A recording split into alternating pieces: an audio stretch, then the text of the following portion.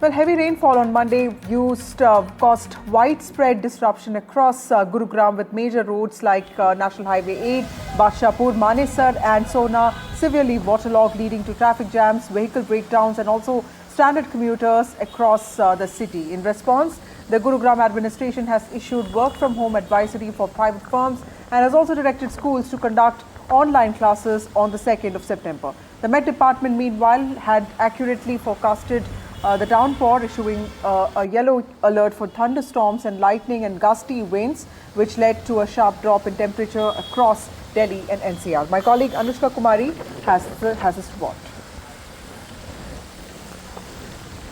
We are reporting from the IFCO Chowk in Gurugram, where we can clearly see the kind of traffic jam that is right now persisting here. Not just that, the entire stretch has turned into a massive parking lot. Vehicles are stuck bumper to bumper and the movement is painfully slow. Now, the continuous rainfall since the past 3 to 4 hours has completely exposed Gurugram's drainage system. Waterlogging is visible at several points and many vehicles have broken down in the middle of the road, further worsening the jam.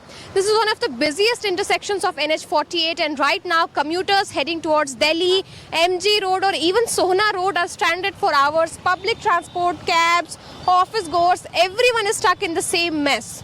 Now, this is not the first time that this has happened. We can clearly see the condition here with rain predicted to continue in the coming hours. The traffic situation may worsen further. Authorities are on ground, but clearly the city's infrastructure is struggling to cope. Not just that, the IMD has issued an orange alert for tomorrow. The authorities have urged the office goers to work from home tomorrow, and also schools have been urged to start online classes for tomorrow. But today we are showing you the visuals from IFCO Chowk here.